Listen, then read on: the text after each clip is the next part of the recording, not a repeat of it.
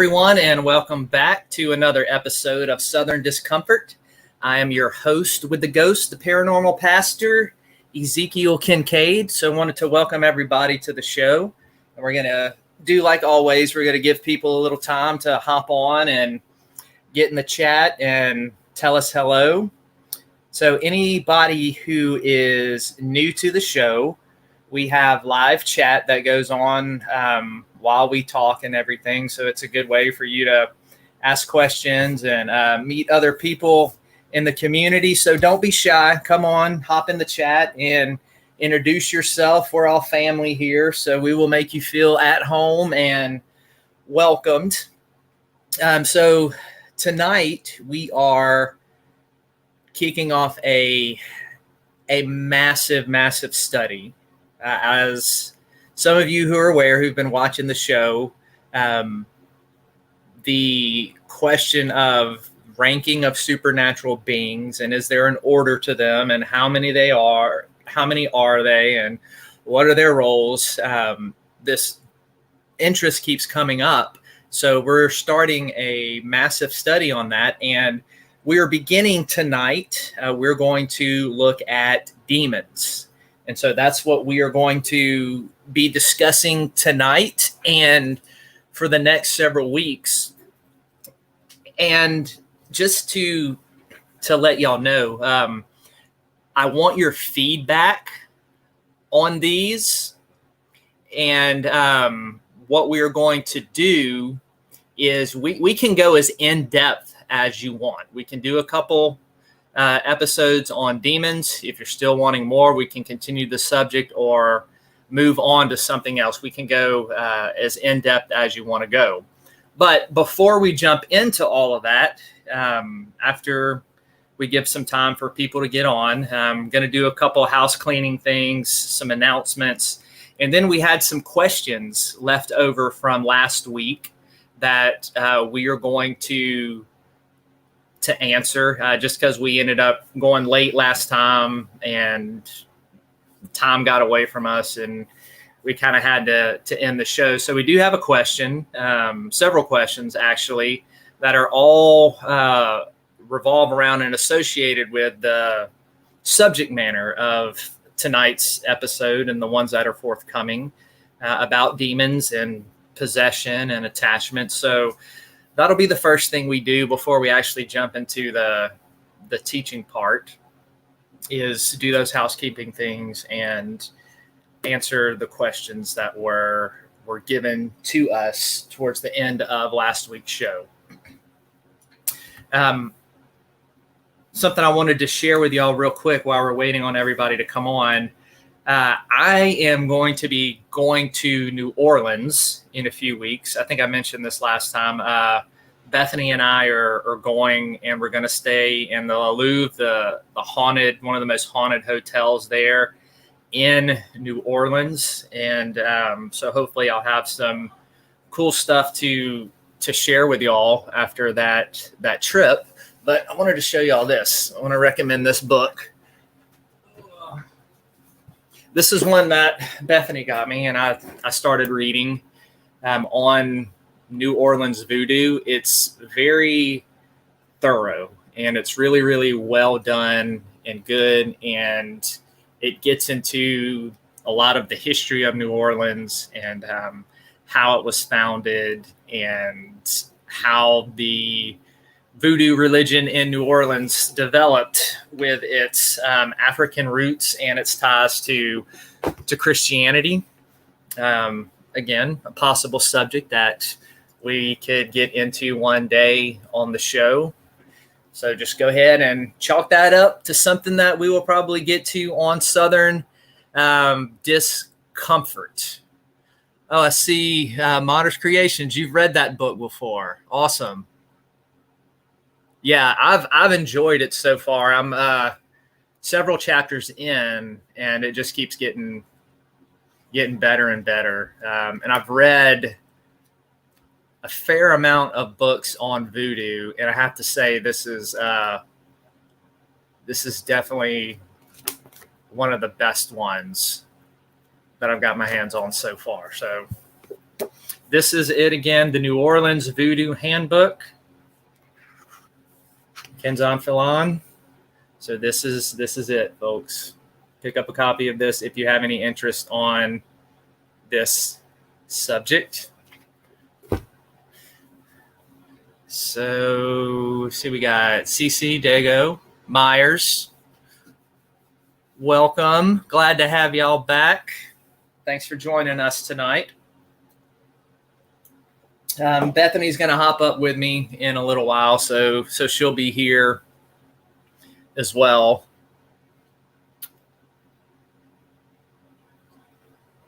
Going to give people a little bit. Oh, Paranormal Witch, the weirdo is here. Yay, she made it. Welcome, weirdo.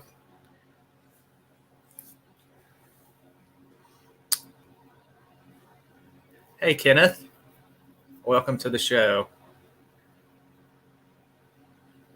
Yes, Myers, put it on your book list. No Mercy says, I enjoy evil spirits. Yep, I see that little emoji. I bet you do. Yeah, Dago, it's a good one, man. Knowing your likes and interests, would definitely recommend picking that one up for sure. Yeah, see, Modders even agrees with me. So that's two people. PW, yes, Zeke called me a weirdo. Yep, I did. All right. I'll wait a few more minutes, and then I'm going to get started with some announcements. And then we're going to hop into the questions that were asked at the end of last week that we can get to. I'll go ahead and pull them up. I'm going to be looking at my phone tonight, y'all. I've got all my notes on my phone, so I can use my computer for the live stream. All right.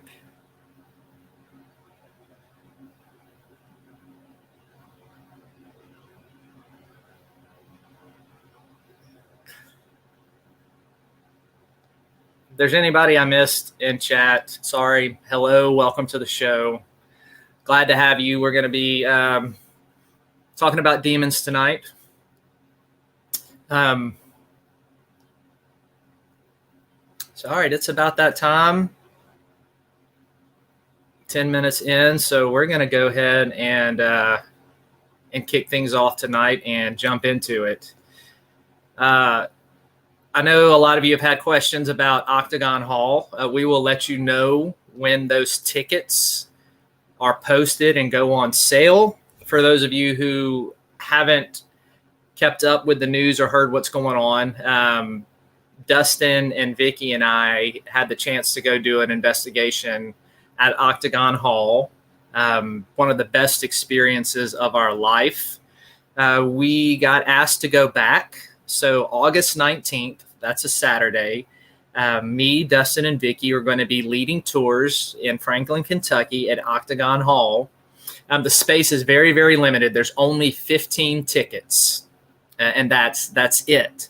So it's first come, first serve.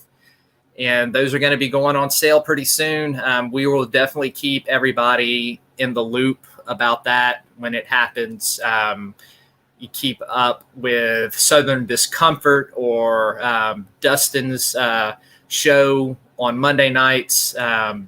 Vickie, when she does her stuff. If you're not following her on Facebook's A Reflection of the Paranormal, go ahead and do that so you can keep up with updates and live streams that she does. Also, the whole team that works for this channel.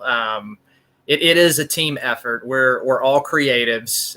It's a family, and you can find, they all have channels too. You can find their stuff linked on here and on Dustin's YouTube page. All their channels, they're worth checking out and supporting as well. So Octagon Hall, we got that covered. Told y'all about New Orleans. Second big announcement, starting Sunday, June 4th, we are going to be adding a second Southern Discomfort show for the week. Yes. That's 2 Southern Discomfort shows in 1 week that we're going to be doing for y'all. We talked it over, and the topics and the questions and the things that we get on here. This show is kind of a catch-all. Like, we talk about everything paranormal, horror, writing, religion, spirituality, everything on here. And so what we wanted to do is provide another show with a more narrow focus. So Sunday's show is going to be called Sunday Shots, and it's going to start June 4th. Still working and trying to figure out a time for that. But that show is going to be specifically devoted to spirituality, theology, and doctrine. It's going to be a very narrow focus. And the 2 shows that we're going to do are meant to kind of complement each other.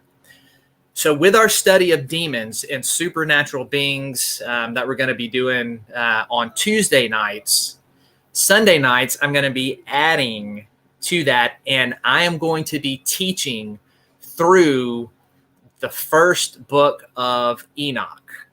And I know immediately a bunch of your ears went up, because lots of people in the horror community and in the paranormal community and also in religious communities know what the book of Enoch is. You've read pieces of it, or you've heard of it. It's quoted in the Bible.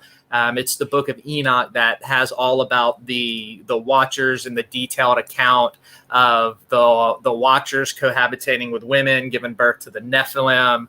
It's a big apocalyptic literature that is one of the most fascinating things ever written. So I'm going to be teaching through Enoch. We're going to get into a little bit of the background of it and the checkered history and why it's been so controversial in Christian and Jewish circles. So you don't want to miss that. June 4th, again, more information will be coming. There is the thumbnail Dustin made for it. Very, very cool looking. I love it. So more information to come about that. The other thing, June 7th, Johnny Walker Ranger, Volume 2 is going to be dropping on Godless. Paperbacks are going to be available on Amazon around Father's Day. So if you haven't read my first Johnny Walker Ranger Demon Slayer book, it is still on sale at Godless for only 99 cents. But it's only going to be on sale until the second one drops. So if you haven't snagged a copy of it now, even if you don't plan on reading it now, if you want to eventually read it, now is the time to get it while it is on sale before the second one drops. The paperback, if you're a paperback only person, it's on sale for almost 25% off on Amazon right now. So we've got Octagon Hall coming at you. Me in New Orleans, which, Dustin, I may need to talk to you about that. Staying in that haunted hotel, I may want to just pop up a live stream Friday while we're there. Maybe do some EVPs, see what we can catch. So we can talk more about that later. But Octagon Hall, New Orleans, Book of Enoch, Johnny Walker Ranger Volume 2. The summer is going to be great. Lots of cool stuff. I'm really, really excited about what we've got coming up, and I hope you are as well. I feel like I am forgetting something. Well, if I am, I know Dustin will remind me. So if I'm forgetting anything, Dustin, just text me and let me know, man.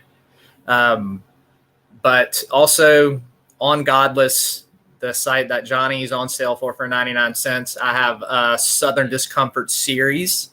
Every month I put out a story. They're only 50 cents. So it's a steal, and each one is different. There's no theme. It's just all around horror stories of any kind of make and mold. And so the new Southern Discomfort will be dropping June 7th as well with Johnny. I think that is all the announcements we have. So let's shift gears a little bit. And I want to look at some questions that were asked at the end of the show last week. And I know Dustin is kind of occupied right now. But Dustin, man, if you want to hop in, because I know these were asked of you too, if you're able to, feel free to just pop up, man, and contribute, buddy.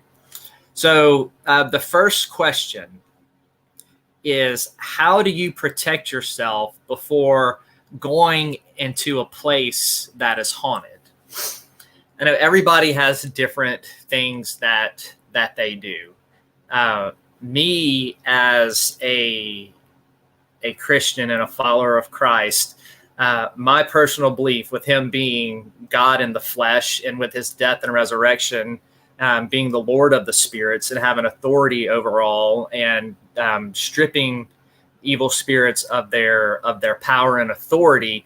When I go into a place, the first thing I do is I pray. I pray for God's protection. I pray that I would walk in that protection. I pray that I would be filled with faith, that I would not be ruled by fear. I plead the protection of the blood of Jesus.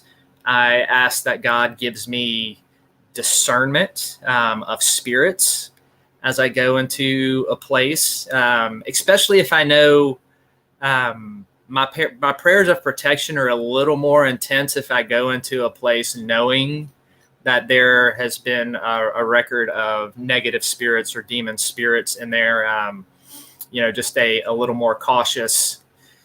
But for me, it's just a simple prayer, and then it is walking in faith that God is going to honor that prayer as I do this. I wear these symbols of protection around my neck. For me, these, and I know everybody's different, but for me, this is not where my protection lies. Like these for me are reminders of what is in here and who is out there and around me protecting me.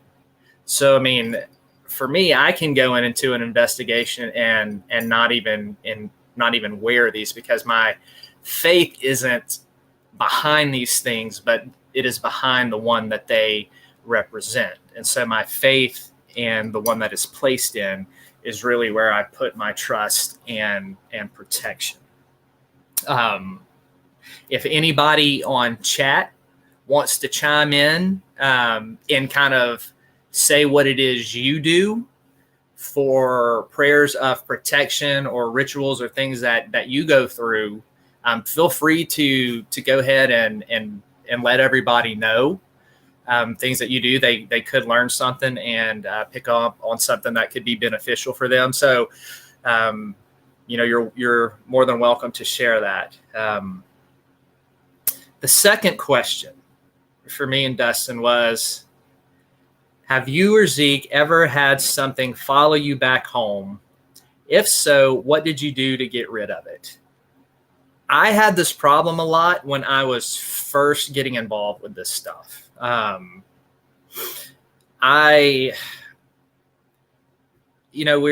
and I are big on, when you do this stuff, make sure you know what you're doing. Make sure you've been taught by somebody. Make sure you go out with somebody with experience in the field. The reason we're so big on that is because I didn't do that. I just kind of went gung ho, jumped in, and just kind of learned the hard way on my own doing it. And so in some of those early stages, there would be things that would attach and come back in my dorm room when I was in college doing stuff like this. Or when I was involved with house cleansing and stuff like that, the concept of attachment wasn't even in my mind. And so I would go do these things and then come back and start having all of these just negative emotions and symptoms and stuff like that. And then, through prayer and through talking with other people, I came to realize that I was not protecting myself from attachment. So in order to get rid of those attachments, what worked for me is seeing that they were there, identifying it was the first thing, because the knowledge is power. Rebuking it in the name of Jesus, commanding it to leave, telling it had no authority and no power over me, and that whatever I did to open a door for an attachment, I now close that door. And if it was something I did that was maybe sinful, I'll repent of that before God. And so for me, that's what I found help.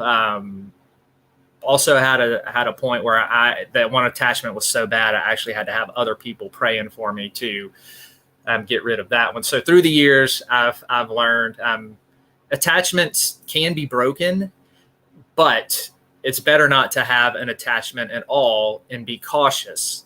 Kind of what I said earlier in answer to that first question.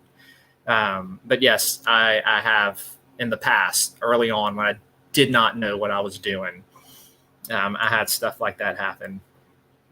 And the last question was for me and Dustin. Have you or Zeke ever gotten possessed? I have stories on this subject that I am not at liberty to discuss yet. But maybe one day, Lord willing, I will be able to share some things on this. Just now, today is not the day or the time or the season of my life that I can. I don't know, Dustin, if you have anything to add to this, if you're able to come up. But we'll wait a few minutes. I see Bethany joined us. Hey, what'd I miss? Everything. The show's almost over. No, it's not. Really? Yeah. I'm wrapping up right now. Then you gave me the wrong time then. No, I'm just joking. I'm just messing with you, Blondie. No, we were just, I just went over announcements and talked about Octagon Hall and our trip to New Orleans. Talked about the new Southern Discomfort show on the Book of Enoch that's going to be coming out in June. Talked about the new Johnny book coming out and my stuff on Godless. And just got done answering some more questions from last week, and we're getting ready to hop in to our study on demons. What were the questions that I missed? We answered... how do you protect yourself before going into a haunted place? Have you ever had an attachment, and have you ever gotten possessed? And I just got finished saying before you jumped on that I have stories about the last one, which I am not at liberty to tell yet. But whenever I do have the freedom, I will be sharing those stories. What about Dustin? He just commented. Yeah, he's around, but he can't hop on. But he agrees with what I said. I'm unable.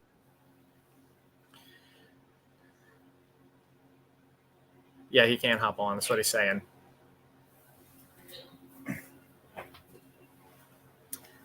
But yeah, I know Dustin and I have talked round and round about this, and we, like I've seen on the show, he and I are very similar in our thinking on on things, which is why we get along so well and work so well together. But yeah, baby, that's what we've been discussing up to this point. Okay. All right. Did you have anything you wanted to bring up or add before I jump into the teaching part? Well, actually, I did have a question. Yes. When you're going through the teaching part, are you going to talk about at all any of your own personal experiences with demons that aren't like, I know you had said, you and Dustin both said, I'm not at liberty to say about dealing with it personally, but will you be able to discuss any demon / possessions that you've witnessed? Yeah, absolutely. That's going to come as we get more into this teaching. Just kind of let me explain to you how this is gonna go. So what we're gonna do is I'm gonna give an introduction. We're going to look at some ancient terms for demons, how their concept and theology has developed and changed over the years, up into the New Testament. And once we kind of get all of the teaching and theology, a little more of that out of the way and under our belt, then we're going to start looking at the application and the practical experiences. Okay, well, I'll go ahead and let you get started. So we will be doing that. And if y'all hear like talking and laughing, it's just my kids. So it's not ghost. All right. Let me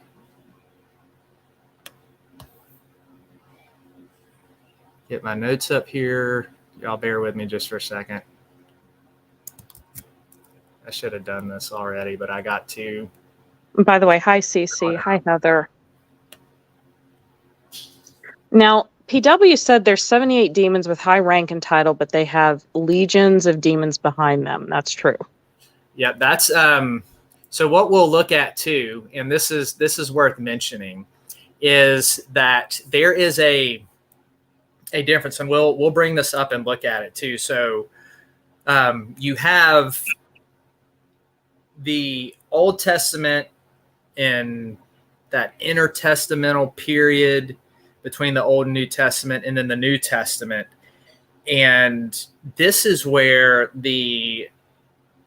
when we trace it and look at it and how it's developed, this is where the concept of these spiritual beings and demons begin to take shape and take form. And what we're going to see, what's presented in the Old Testament is radically different than the intertestamental period and the New Testament. And so what you have this is the time period when the theology of demons was still being explored, and you have the time of Christ when you had so much activity that their belief in it really started to solidify. And then you have demonology, which takes this study into the theology of these beings a little further, and it breaks it down more specifically. And you have books like the Key of Solomon, Lesser Key of Solomon, that mention a lot of these demons by name and gives their sigil and everything like that. So we will be getting into demonology as well. It just lends itself to that when we talk about this subject. And so with that concept of demonology and these demon spirits, and you've got certain high-ranking spirits with people under them, this is all in the New Testament as well. And in the Old Testament, you see there's this ranking of spirits. Demonology just goes a step further, and it starts really breaking down these rankings and who's what. Does that make sense? Yeah, that makes sense. Okay. All right. I think I am ready to go.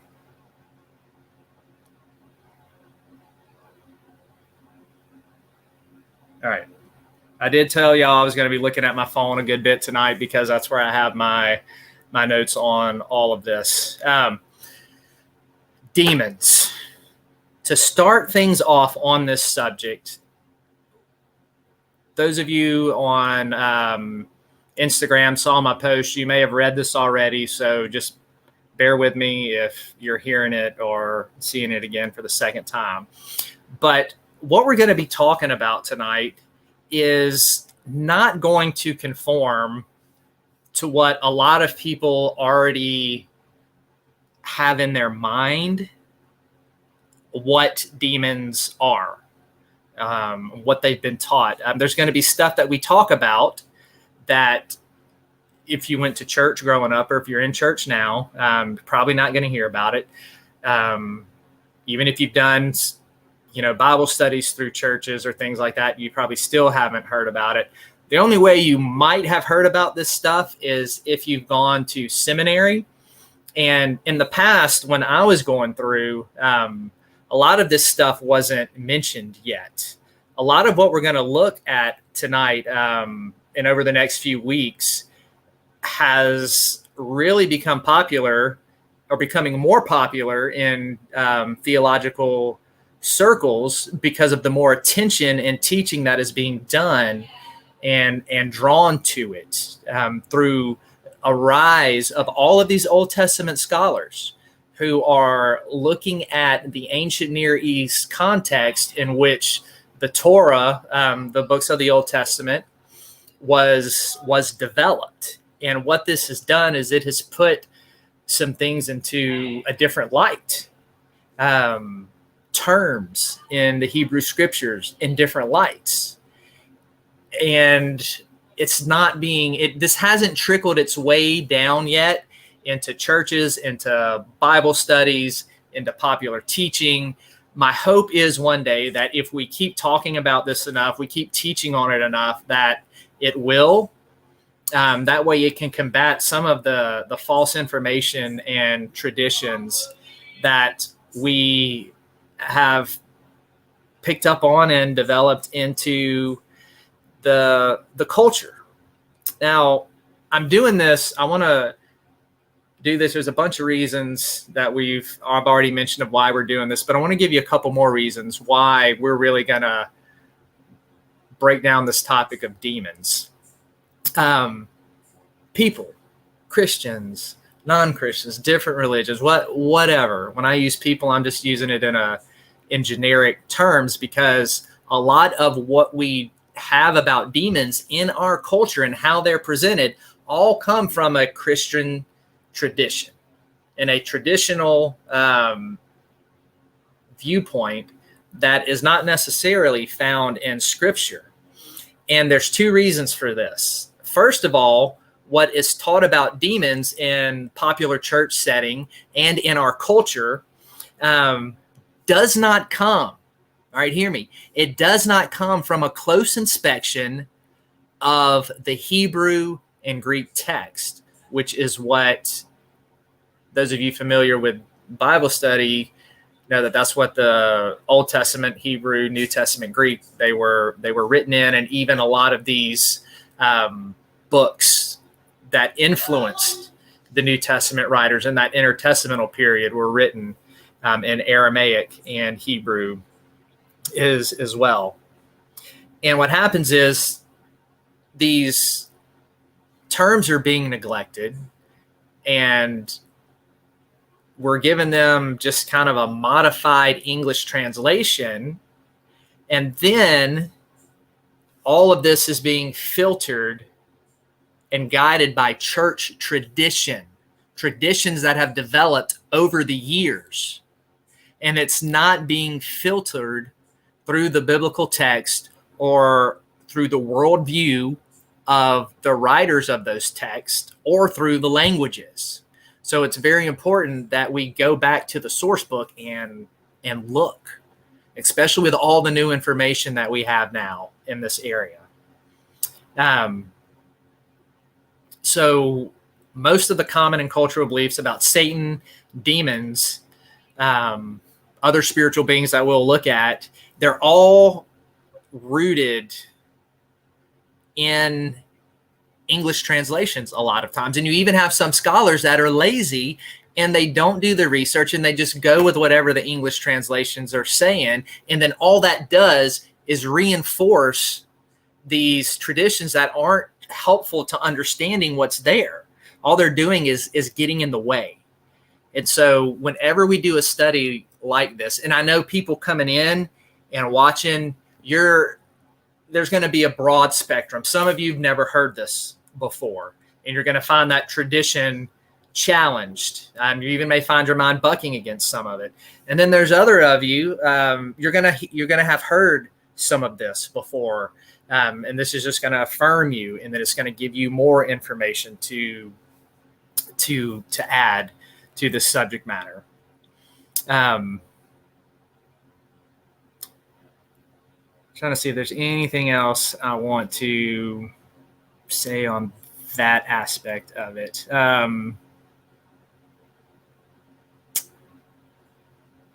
do want to mention this. Okay, I've sat here and I've said, these traditions have unbiblical ideas. I've made a blanket statement, but I haven't given you any specific examples of that. So I'm going to be giving examples as we go through this, but before we jump into it, I want to give you two prevalent examples. The first one, the first idea that I want to address that is being tossed around by tradition is when we look at this concept of the Old Testament and demons. Now, when we think demons, we're thinking of what we read in the New Testament or later religious literature, with the possession things that we see in the Gospels, the spirits being able to possess and torment people. And what happens is there are some verses in the Old Testament, there are 3 verses, that English translations translate the word that is used into demons. And what we're going to see is that when the Old Testament compared to the Gospels, this assumption that what the Old Testament is talking about are the demons of the New Testament, and it's not. The word in these passages of Scripture, and we'll look at them, that's translated demons, is just a poor translation. And so you can go through the Old Testament and you'll come across these verses and you'll read demons, and then your mind, because of what you've been taught and what is in the Gospels and what demons really are in that New Testament setting, is read into the Old Testament, and then you totally lose the concept of what the author is actually saying and what kind of spiritual beings he's actually talking about. So this concept of the word demon actually being in the Old Testament is not true. There's not a word for demon like we understand it in the New Testament. The other one, and this is a fascinating one, y'all are going to love it whenever we get into this one as well, because some stuff's going to blow your mind. The Satan figure in Job 1-2 is oftentimes confused as the Satan of the New Testament. Now, for those of you who aren't familiar with the book of Job, it's one of the oldest books in the Old Testament. And I'm sure it's kind of hard to be in our culture and not know the story of Job. It's become such a cultural example of suffering, even when you're a good person. Now, what's fascinating about this example in Job is in chapters 1 and 2, you have the scene is cosmic in the heavenlies. And what's happening is the Satan. This is who he's referred to, the Satan. And we're going to look at that term later. The Satan is meeting with God and the other members of the divine council, which is another thing we'll get into. And he's walking to and fro across the earth. And God says to the Satan, "Have you considered my servant Job?" And then there's this argument, and Satan is given permission to tempt and attack Job. And what's happened is when we look at that in context, we're going to see that the Old Testament writers in this Satan figure and what they had in their minds and what they were communicating is not the Satan figure of the New Testament. That's something church tradition has gone back and read into that particular passage. And Old Testament scholars nowadays are screaming and writing to the top of their lungs, this is not the Satan of the New Testament. This is not the Satan of the New Testament. Don't read it into it. Now, obviously, what this Satan is, it can be applied, but the Old Testament and what they're talking about is different than what we have normally thought of.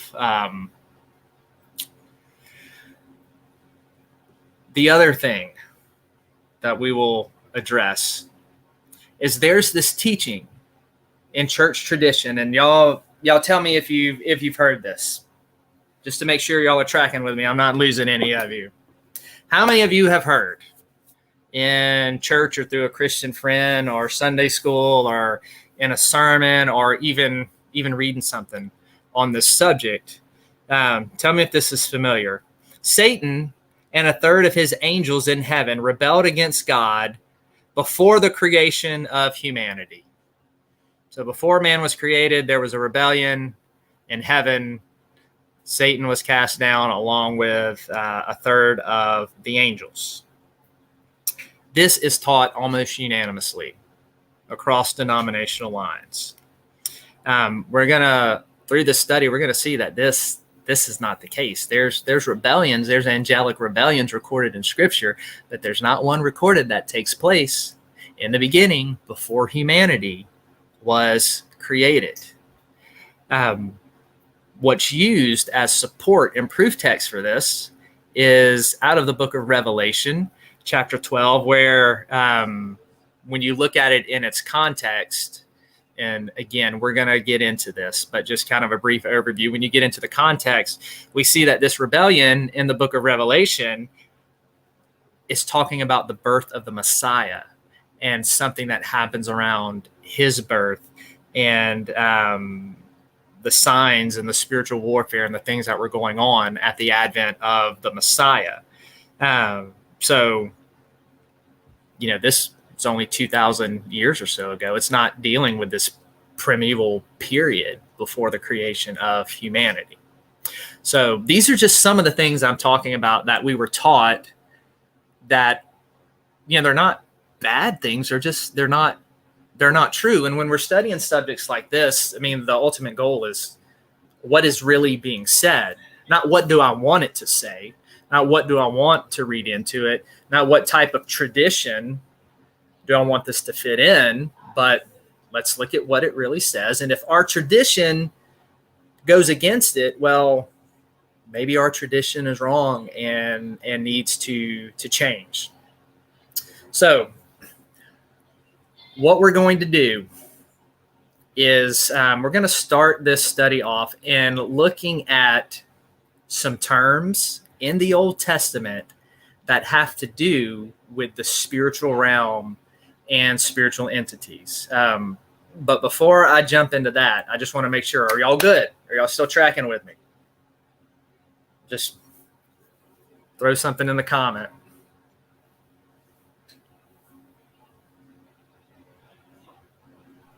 Zeke, can you see the comments or no? Yes, if you put them up there like that, I can. I see PWs right now. Yeah, she said she's heard of it.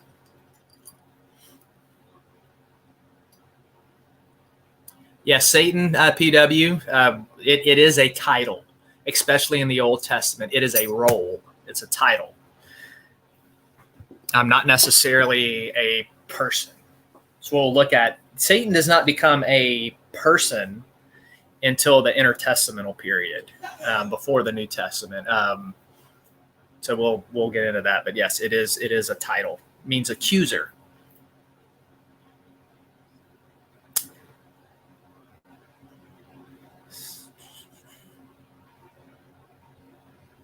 Yeah, I see y'all discussing right now. That's good. So I guess everybody's still with me. So we will go ahead and look at some of these terms. And guys, there's really no ending point or cutoff point tonight. I'm just gonna teach for a little bit and then cut it off,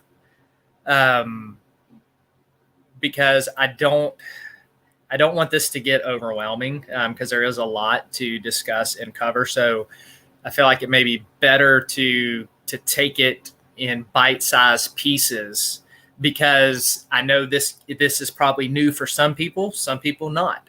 But what I don't want to do is leave anybody behind in the dirt, and you're just like, oh, well, Zeke and them, they just ran way ahead of us, and you totally tune out. I don't want to lose anybody, especially on a topic as important as this is, and that one that I'm this passionate about.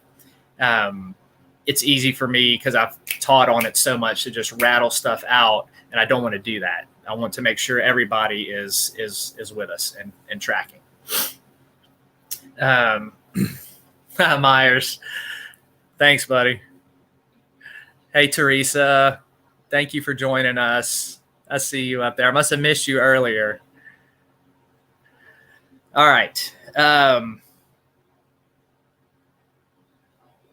We're going to look at some Hebrew terms for dark entities. Or, excuse me, I wouldn't necessarily say these terms are for dark entities, but these terms are words that are used for every spiritual being in the Old Testament, including things that are good, things that are evil. Even one of these terms refer to Yahweh, to God. Now, the first term that we want to look at in the Old Testament, it is the term ruach. And ruach means spirit or breath or life. One of our first encounters with this term is in the book of Genesis, when God breathes into Adam the breath of life, or you've got the spirit. Actually, it's further back than Adam. It's there at the beginning in Genesis 1, that the spirit of God, the ruach of God, the breath of God, hovered over the waters. So this breath, this life, this spirit, ruach is used to refer to Yahweh, and it's used to refer to other beings in that spiritual realm. So the first term is ruach, and it's a pretty common term. The second one, now this is where things get interesting, and I'm telling you stuff right now that when I first learned about this, my mind was blown, because as a student of Hebrew, I could not figure out what this word was doing. It was used in such weird, random ways, and even the stuff at the time that I was reading, it hadn't trickled its way into the scholarly commentaries I was reading, so there just felt like a big disconnect. But the term, now those of you who have done any type of biblical studies will recognize this term, and even if you haven't, you might. It is the term Elohim. And the first time we encounter this term, we encounter it as a name for God. In Genesis 1, in the beginning, God created the heavens and the earth. Bereshit bara Elohim amay hashemayim. Bereshit bara Elohim. In the beginning, God created. So this term, when we first see it, if you're reading the scripture in order like that, is used as a title for God. This word is also used as a name for other gods in the scripture. It's also used to refer to the sons of God in Genesis 8, the B'nai Elohim, in Genesis 6, that come down and procreate with the women of men and give birth to the giants, to the Nephilim. So you see this term Elohim being used all over the place in the Old Testament. It's a title for God. It's a name for God. It's a name for the sons of God. It is a name for the gods of other nations. You see it used for some other things too. So the basic idea is the word God or gods. Now, what has come out about this term? One of the two leading scholars that, if you have any interest in ancient Near East studies, the two leading scholars that you want to get a hold of, Michael S. Heiser, my favorite Old Testament scholar of all time. God rest his soul. He just passed away of cancer a couple months ago. But his stuff has taught me so much. Dr. Heiser is a Hebrew scholar, linguistic scholar. He's been involved in helping with translations of the Bible and Bible studies and like just all kinds of stuff. The other guy is named John H. Walton. He's the other one you want to get to. These two guys are paving the way in the scholarship of the ancient Near East area and all of these texts, whether you're looking at the Torah or whether you're looking at Akkadian, Ugaritic, Sumerian text. These guys know it all. So Michael S. Heiser, John H. Walton, those are the guys that you want to get a hold of. All of my notes come from their writings tonight. This is nothing original from me. This is coming from all my studies in this area. So Elohim, God or gods. This is a very misunderstood term. All right, in context, when it refers to otherworldly beings, right? Otherworldly beings, Yahweh, sons of God, all these different gods in the Bible that are mentioned.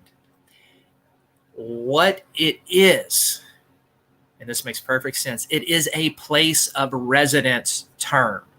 Just like everybody who lives in America is an American, no matter what your race, religion, or creed, whether you're a Christian, a Jew, a Muslim, a Buddhist, a Wiccan, a pagan, whether you're black, white, yellow, whatever, you are still an American.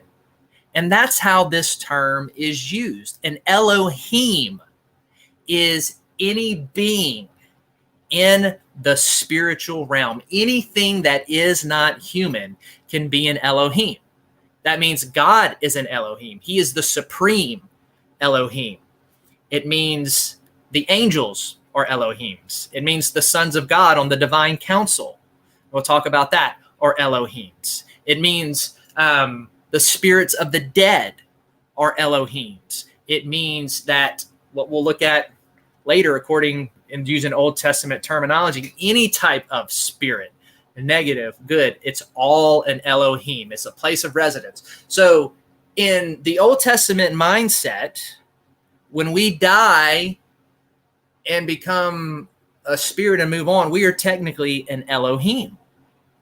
We are now part of that spiritual realm. So this is a place of residence term.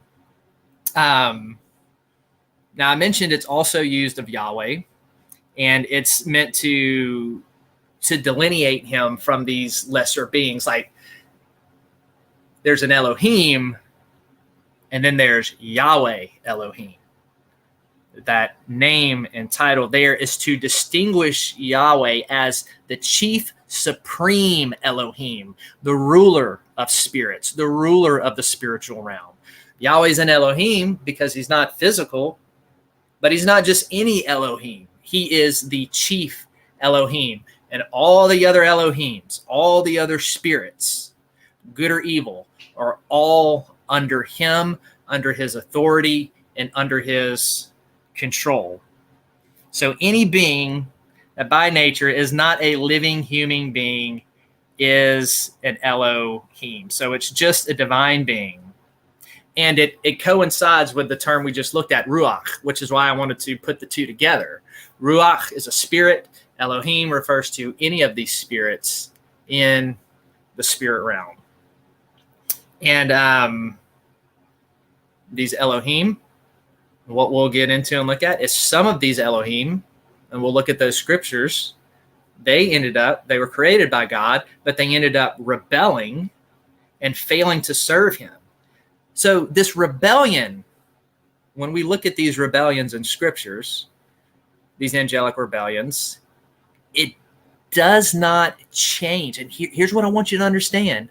Listen to me, because this is going to shake some things up a little bit in your mindset. Because a lot of times we're taught that in church that these Elohims are only good.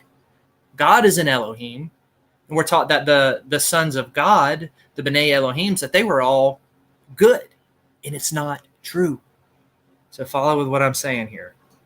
So when these angels rebelled against God, they didn't stop becoming Elohims. And the Old Testament never stops calling them Elohims. So when we see a title, sons of God, in the Old Testament, it can be referring to good spirit beings, or it can be referring to bad spirit beings that were a part of this rebellion of coming down into the daughters of men. The B'nai Elohim, the sons of God, this is a blanket term for a whole race of angels, whether they're good or evil. You have some of the sons of God that did not rebel. Some of them did in Genesis 6.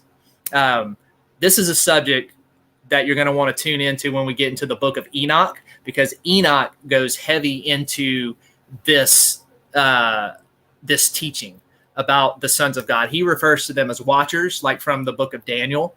Daniel refers to the sons of God as watchers as well. That's a more common term. People, those of us in the paranormal and horror community, we're more familiar with that term than the term sons of God, the watchers. It's basically the same thing. So an Elohim is just a blanket term. It has no morality in the term. Just like human. He's a human. Well, what kind of human is he? What kind of human is she? Is she good or is she a piece of crap? Is she a good person or a bad person? You can have good humans and bad humans. Same thing with an Elohim. You can have good Elohims, you can have bad Elohims. But there is one supreme Elohim that the Old Testament teaches, and that is Yahweh. So those are the two broad terms that I wanted us to look at. We're going to pause here again. Give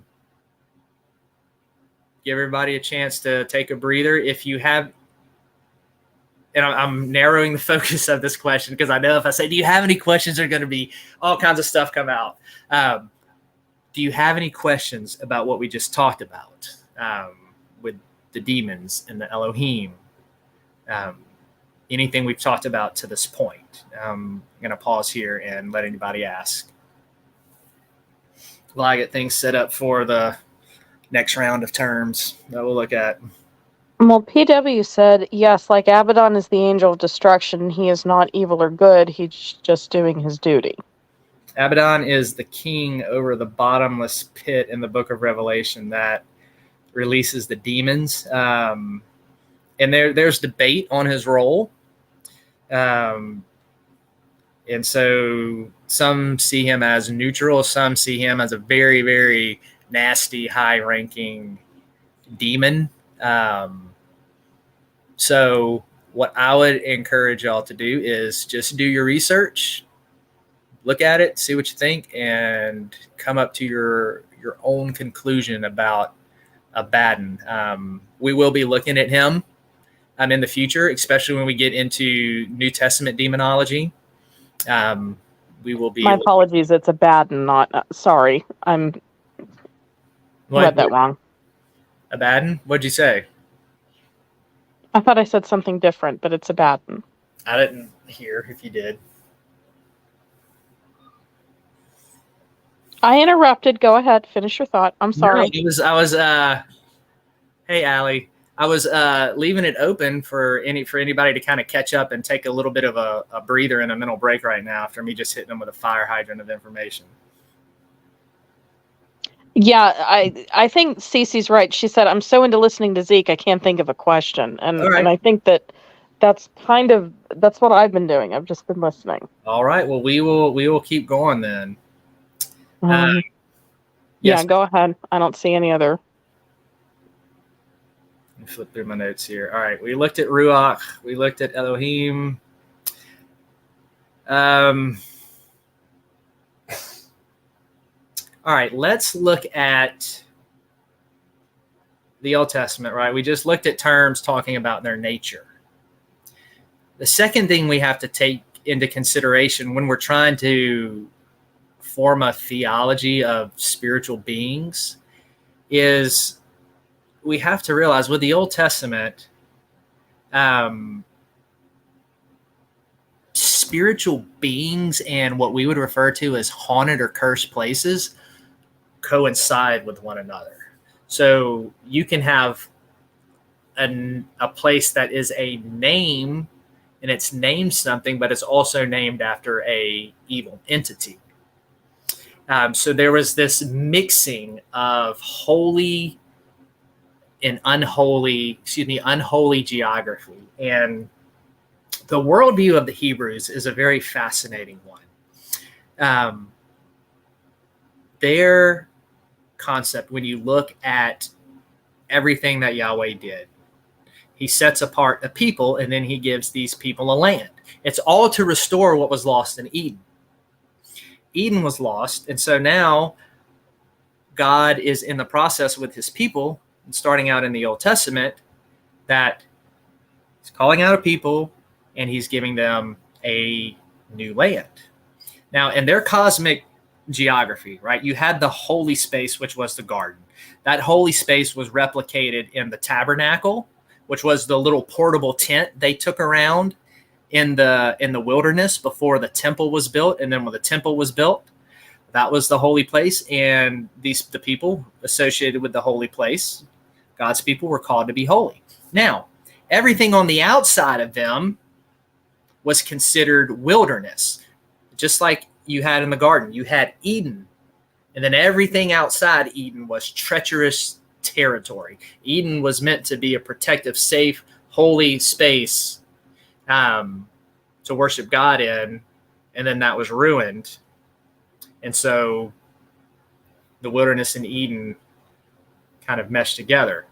Well, God wasn't finished with having a holy separate place for his people. So that's why you see this conquest to the promised land. That's why what we'll see when we get into some of these other terms, why you can have a nation named as a nation, but also have a name that links it back to the Nephilim, because there is always a spiritual connection going on. So this cosmic geography, their terms of their spirits and things were always interconnected with certain places. So keep that in mind as we go through some of these terms here. I'm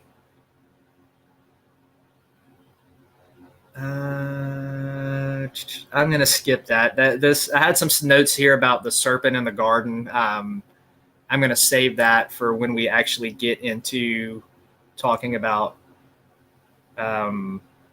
Satan. So the first I thing actually have a question. Yes, I'm baby. Sorry.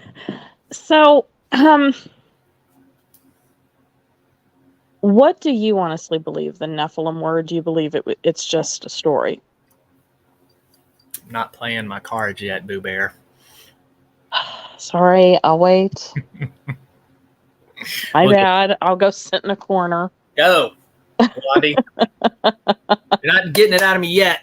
You got to watch. Fine. Sorry. My bad. I need to work better on reading your cues. Yeah. Well, and plus, sorry. I want people to come to their own conclusions, not just, I want them to be influenced by me. Oh, well, Zeke says this or Zeke believes this. So, No, I know that. I agree. That's why I was just curious. I know. Oh, look, the Winnebago. Fine. I'll go sit in that product thing. We're going to have a jail cell on the back of that to put Bethany in there when she ticks me off. When I apparently put my foot in my mouth and kind of jump like 5 feet in front. I'm sorry. No, I love you, Boo Bear. Oh, I love you too. Hey, Dustin. Dustin's up. Yeah, I snuck outside for a minute, but yeah, anytime she does that, Zeke, I'll just kind of cue up that Winnebago, her dream, and No, what my when you say go nightmare. to your corner, just say go to the Winnebago. God. Yes, that's it. So for those of you who are new and you saw the picture of the Winnebago, that is my dream vehicle. That My is nightmare.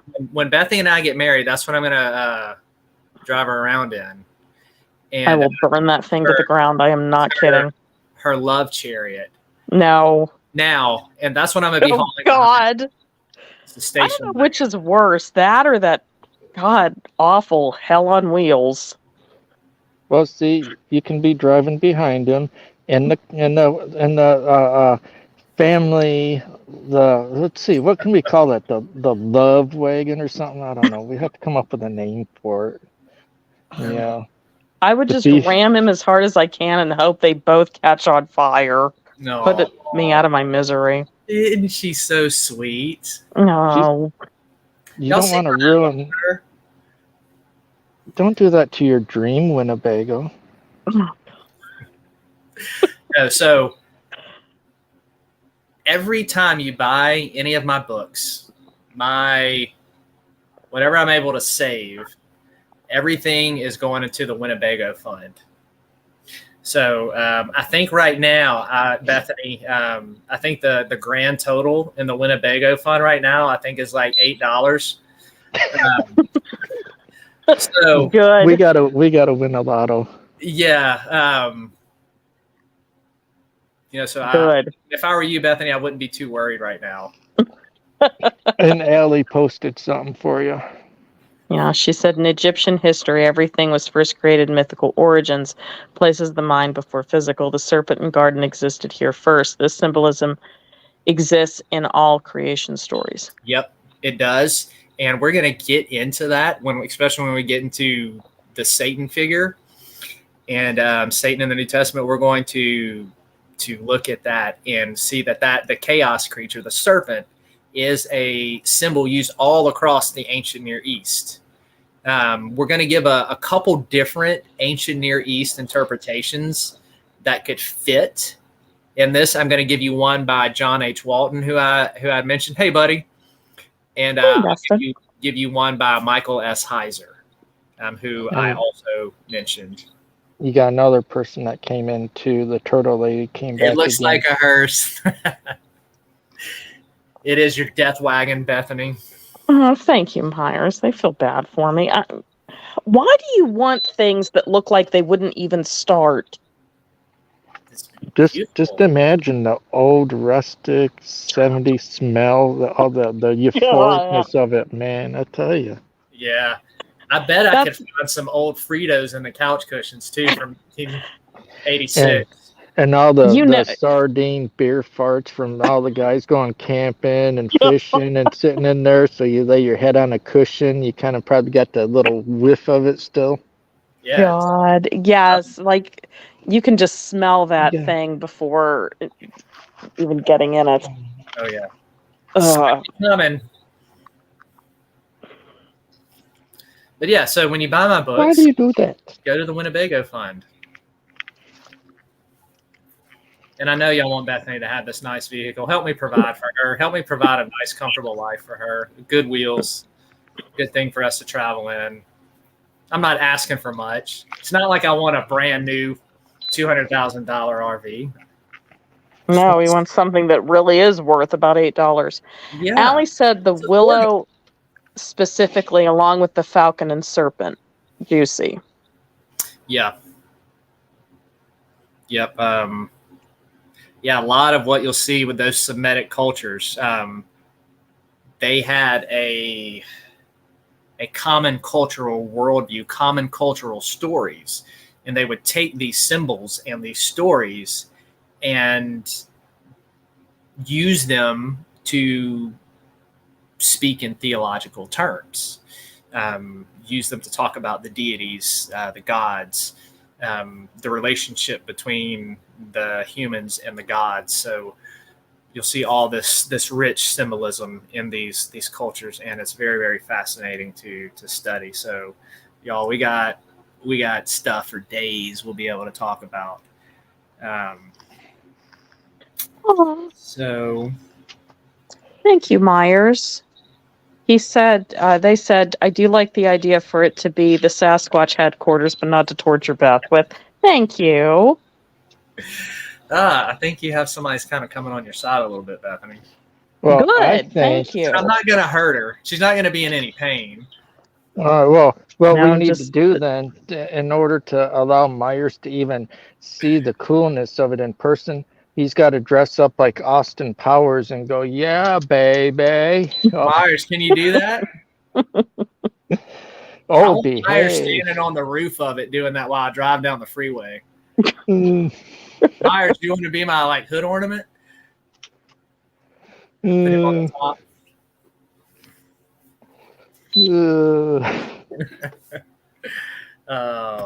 Y'all are fun, man. Allie said, true that, Zeke. Hercules was Jesus in ancient Greece. Yep. You will see. And a lot of people are enjoying what you're doing. Several of them saying that they're just on the edge of their seat. They can't even come up with questions. They're just really enticed by what you're talking about. Yeah, it's fascinating stuff. And it's going to be even more cool when we're able to get into Enoch too. What time we got? 9:43. All right, we can go for I'm reading my time, Central Time. We can go for a little bit longer. So I was talking about cosmic geography and how the terms with spirits also kind of coincide with certain places. So that's what we're going to kind of look at the rest of the time is these terms. The realm of the dead, which is in the Hebrew scriptures, Sheol. It is the destination for every person. According to the Hebrew scripture, Sheol is the place of the dead where every person who died, whether wicked or righteous, all went to Sheol. So you had different names for death in Sheol. You had Sheol, which is the place of the dead or the grave. You had Moat, which is death. Ares, not Ares, that's a different word for land. Ares, which is the word for like the land of the dead. So same term, but a little like different terms with little differences of nuances, all talking about the same place. And then the word that they have for the pit, the boar. So this realm of the disembodied dead is kind of an ethereal place. Like you're not going to find it on a map. Although in the Hebrew cosmology, a lot of y'all may have seen pictures of this. What you have is you'll see this, man, I should have thought about this, Dustin, and I could have gotten a picture of it for you to put up there. But imagine with me, if you will. So the way that it looks, and I've seen artists draw it out, right? They'll draw a circle to explain the Hebrew ancient geography. And in the middle of that circle, you have a straight line. Then you go up a little bit, and you have another line. Now, up at the top of the circle, this is the heavens in their cosmic geography. This is where Yahweh dwelled, the angels dwelled. Then under that, you had the firmament, which was like a solid dome to the Hebrews. And in the firmament, you had the sun and the stars would all go back and forth. The storehouses of water were stored in the firmament. That's why in the flood myth, you have the storehouses of heaven being opened and the water coming down. And then you had under that you had Eretz, you had the earth, you had the land. And then underneath the land, the bottom, you had Sheol. So you had like this 3-tier cosmology. And they literally believed these were levels. Okay, so way up above, you've got the heaven of heavens. Then you've got the sky and the firmament. Then you've got the land. Then underneath is the place of the dead, is Sheol. And the biblical writers, that's why they describe the dead as going down to Sheol, because in their mind, in the geography of the day, in the way that they believed that the earth was shaped, Sheol was literally under the earth. You would go down to the earth. That's why they use that type of language. So Sheol represented the lowest place imaginable to the Hebrew, to the Jew. Sheol was it. It was under the earth, and you go down to it. And it's often used in contrast to the highest heavens of what we just talked about. You see David in Psalm 139. He says, Lord, where can I go from your presence? If I go up to the heaven of heavens, there you are. Or if I go all the way down to the lowest depths of Sheol, you were there. So they had this tier. Way up above was God. Way down below is Sheol. That's how they thought of it.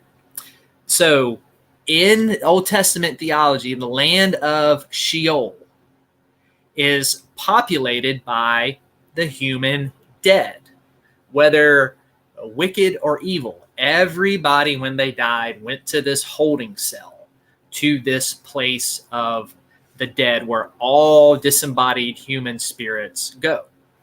All right, Sheol was just for humans. Wasn't for any type of other beings. So God is still, according to the Hebrew scripture, he's still ruling over the land of the dead. He's still in control of it. But it's the total opposite of where he is to the Hebrew's mind.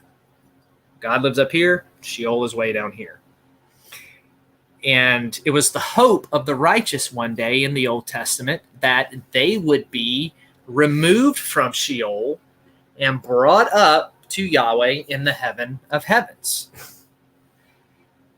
So they know they have to go to Sheol for a little while. Their hope was that after a period of time, they would all be scooped up and placed into Yahweh's bosom.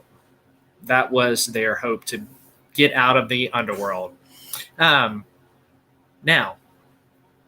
although, remember I said human spirits do not go, human spirits are the only ones that go to the place of the dead when they die. That is true.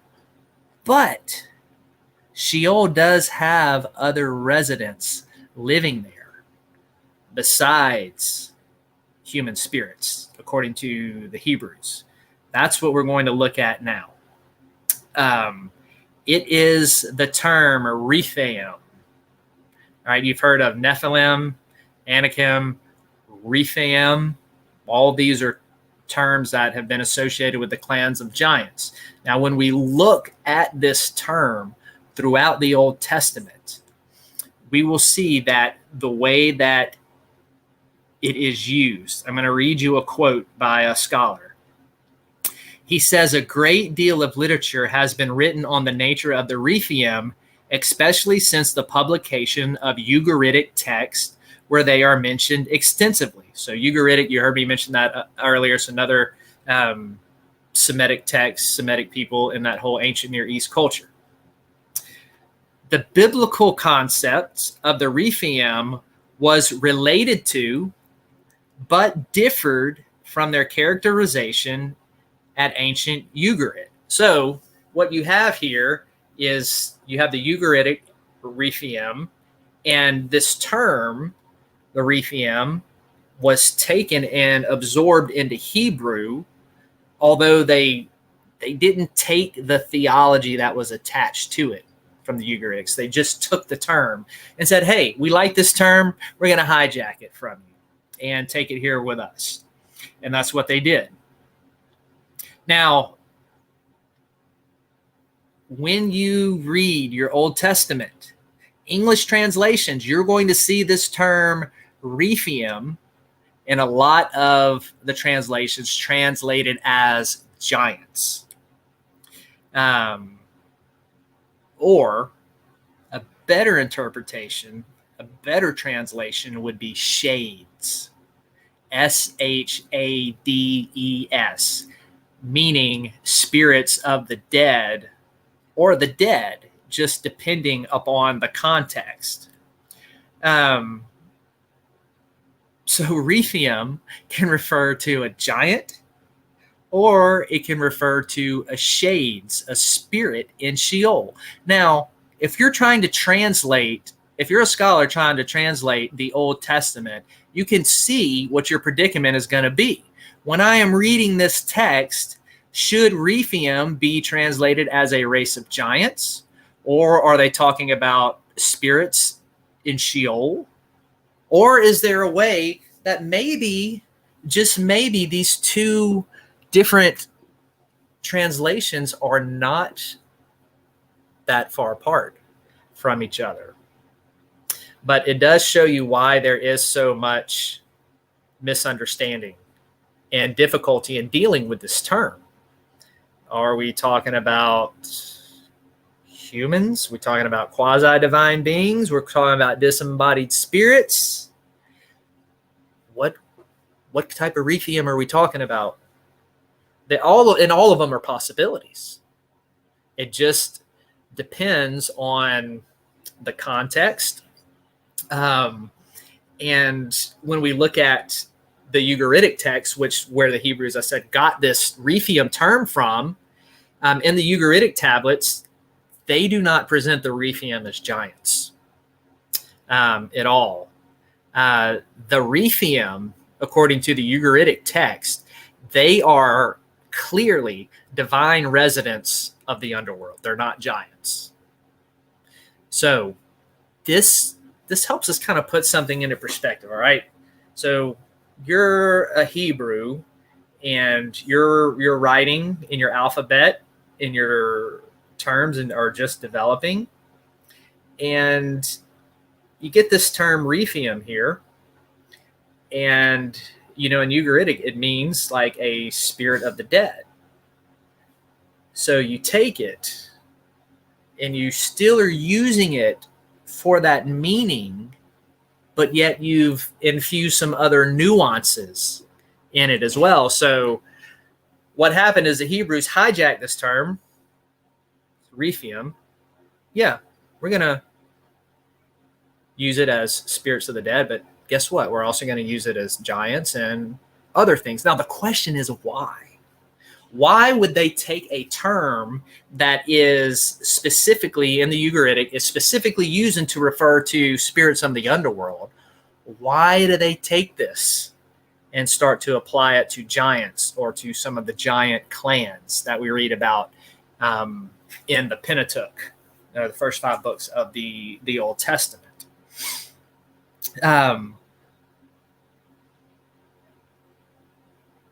One second.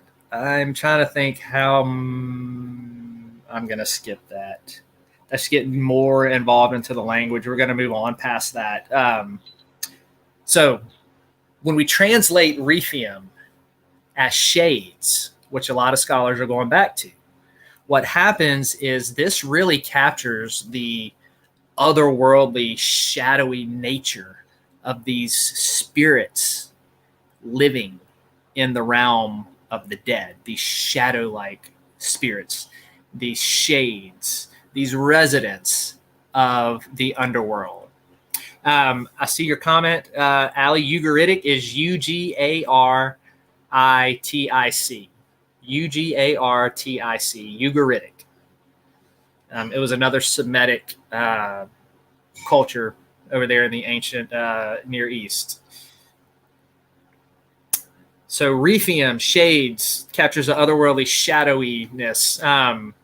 Now, For our present study and what we're talking about, the point to be made is that the Old Testament Rephaim are supernatural residents of the underworld, which is why Yahweh was telling his people, don't conjure the dead, because you don't know what's going to come up.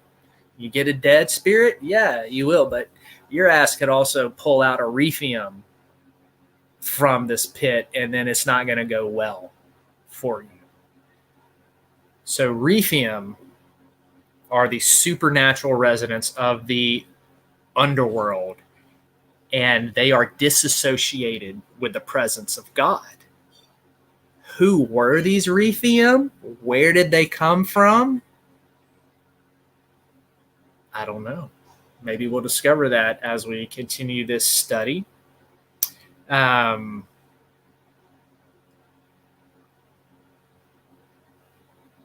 Wicked spirits, the Rephaim. And that's what made Sheol so scary for the Hebrews in the Old Testament. They had to go to Sheol, the place of the dead, where the Rephaim were. These wicked supernatural beings. But that's why you see them a lot of times in the Psalms. David, he's begging for his life. He doesn't want to die, but he definitely does not want to go down to Sheol. Why? Because the Rephaim are there. He don't want to go down to that. He's begging, God, please spare my life. Don't let my enemy triumph over me. Don't let me die, God. Don't let me go down to the pit, because the Rephaim are there.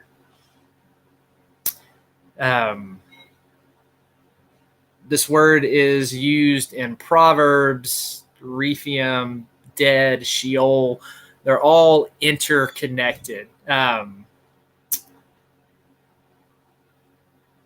Rephaim, unlike the Ugaritic text I've mentioned already, is used to refer to the giants in the days of Moses and Joshua.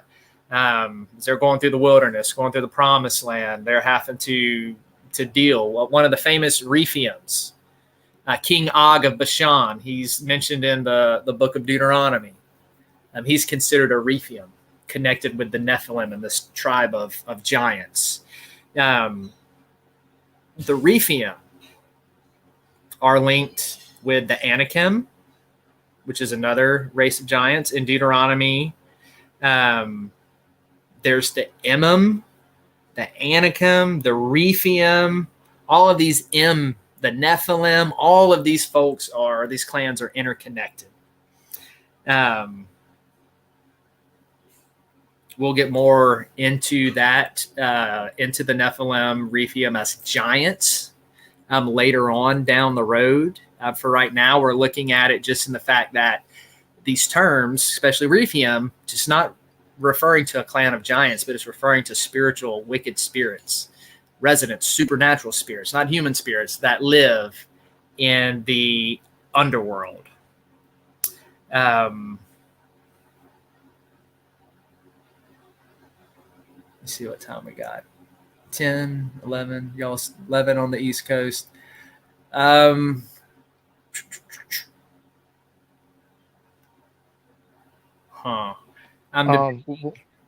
I was going to say, if you want, I told Allie I would go ahead and highlight them, because there's a lot being asked and talked about while you were talking. Yeah, let's pull some of those up, Dustin. And let me get back up here. Well, first of all, I invited her. I told her that you and I would talk more about it. I don't see it being an issue. But she said, I wish I could share pictures in this chat. I have awesome drawings saved in my phone that show what Zeke is talking about. Cosmo Jenny, however you say it, is my jam. So next week, she could probably help you with showing the pictures and stuff to help give a visualization to people. Yeah, go ahead and put those up there, Allie, next week, because we're going to be on this topic demons for a while and supernatural beings. So, yeah, any art or illustrations like that, go ahead and throw them up there. And Because then I put to her. I responded back. I'm gonna do this because it was funny. You're welcome. He is blonde in disguise. He will lose train of thought like I do. So. squirrel. Yep. But anyway, let's see. Okay, she asked what time we started. Mayhem is here. I don't know if she's still here or not, but Mayhem showed up. Hey, Mayhem. Looking for. You can help Beth if you notice questions or anything I didn't. I'm trying to find. Oh yeah. No problem. Allie was asking if she could. She's asking your permission if she could narrate one of your books. You know, you got a lot of short stories in that. Maybe, you know, if you don't mind, she would like to narrate one on her channel, because that's what she does too, is read a little bit from books and skipping around and give people ideas and shares information. Yeah, Allie, shoot me an email, ezekielkincade@gmail.com, or message me on Twitter or Instagram, and we can look at what one I can get over to you, depending on, you know, length and time and all that stuff. But yeah, I'd be good with that. And then Allie says, Manly P. Hall has some very interesting things to say about what Zeke is talking about, secret societies. Yep, he does. I've read some of his stuff before. You already saw the eugeretic, and I agree with you. I'm glad you talked about the being disassociated, because that was a good one. I was gonna. Okay, PW, in the golden days, demons had different names, but it means the same when you summon them. She said that the original spelling of it is DEAMONS, not DEMONS, like what we all do now. Diamoni from the Greek. Yep. And then she says, awesome, so cool, thank you. She'll get them prepared for next week. Thank you. And Beth, did you notice anything that I missed? No, you got it all. Okay, I'm shocked. I won't lie. I mean, I don't know how the ladies, I don't know how, you know, Yo Baby and Crazy and Vickie and all them keep up with all this, because even though there's not not a lot in here, I still struggle. Yeah. And Allie, I saw you asked. It's 9:30, not 9 o'clock. Yes, 9:30 Eastern time. So that's what time we start Tuesday. I don't know, Dustin and I, we got to talk about what we're going to do.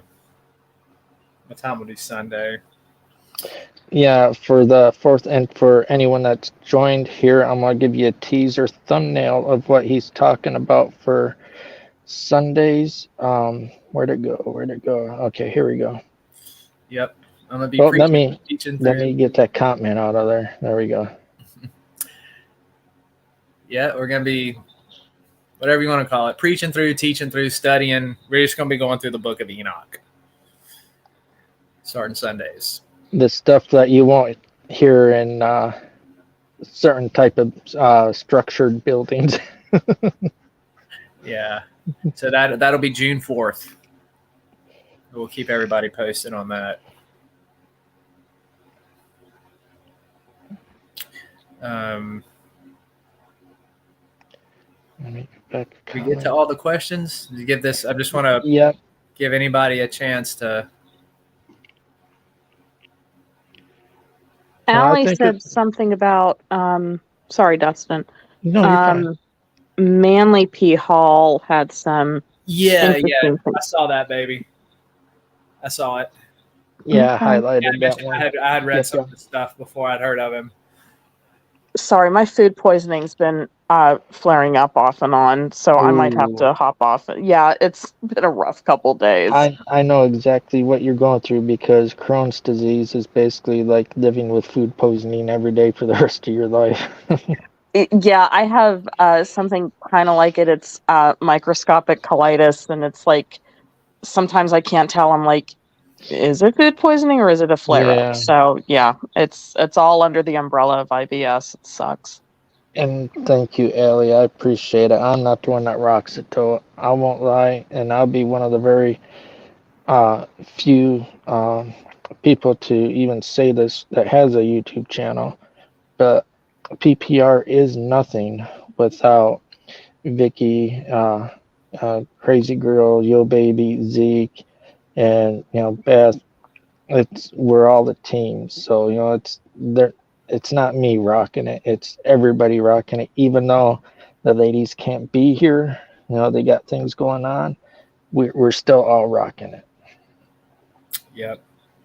I mean, Dustin and I you and I were talking about that the other day, just how it takes a whole team to pull this off, and Make it go smooth, yeah. how much better it works when everybody's here and doing it, and it just got Yeah, y'all reading the comments and everything. So exactly. it's not a one man show.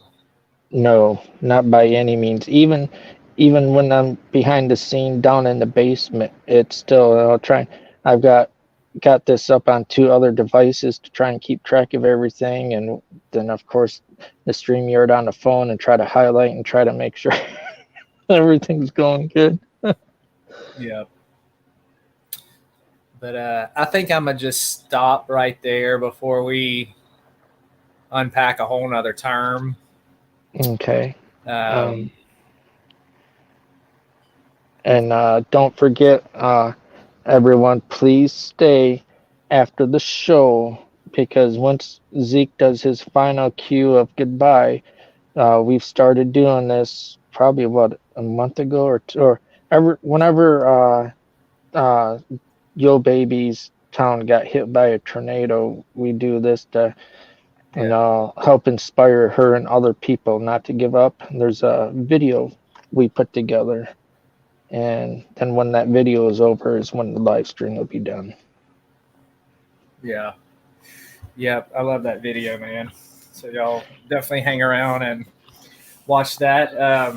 So we will be back next week, same time, 9:30 Eastern.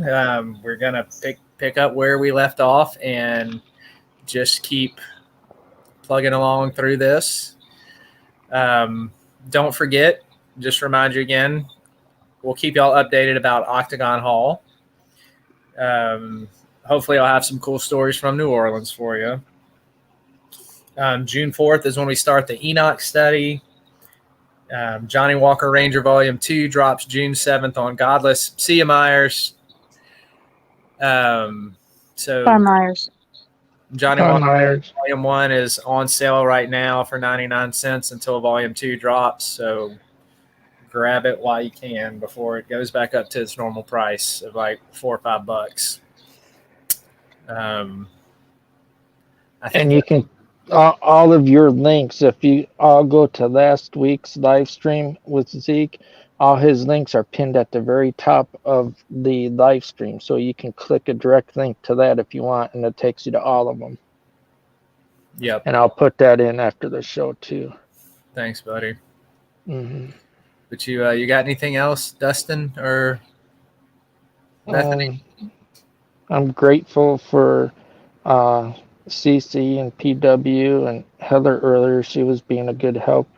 But thank you to the mods for helping us out tonight. And thank you, PW, for answering questions. As Zeke was talking to, you're a huge asset to PPR. Mm-hmm. And you are too, CC. I mean, we all talk highly about both of you. I think of those two as manning the chat. Yeah.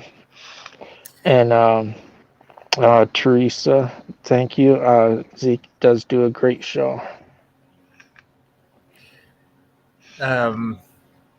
Yes, I just want to second what y'all said. Thank you to everyone in chat participating and talking and asking questions, and CC and PW putting stuff in there. Y'all, y'all are a huge support, and I know I appreciate it. Dustin appreciates it. Bethany appreciates it. Y'all joining with us every week, so thank y'all very much. Unless Dustin or Bethany, y'all got anything else, go ahead and cue that video, buddy. Alrighty, and thanks for watching, everyone. Like I said, I'm going to play the video. After that, it'll end. So thank you all for being here. And remember, to everyone, you may be nothing, but to someone, you are everything. Just remember that. Beth, are you got anything to say before I cue it up? No, go for it. All right, here we go. It's like a 3-minute video I put together to a song. And let me, where's the idiot? Right there it is.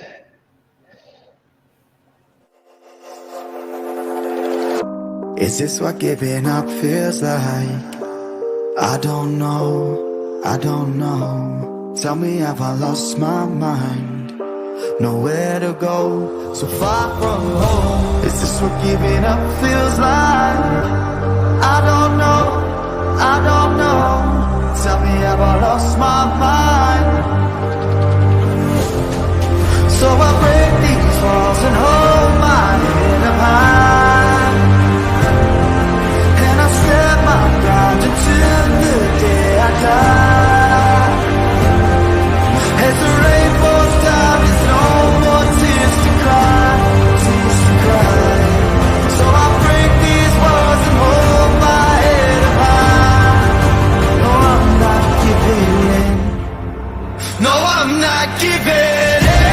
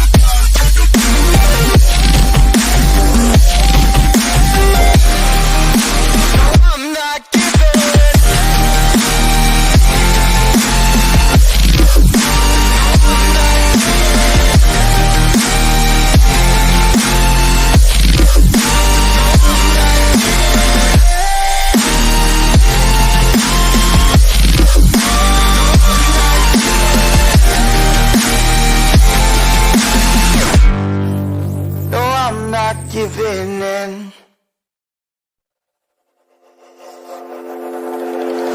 Is this what giving up feels like? I don't know, I don't know. Tell me, have I lost my mind? Nowhere to go, so far from home. Is this what giving up feels like? I don't know, I don't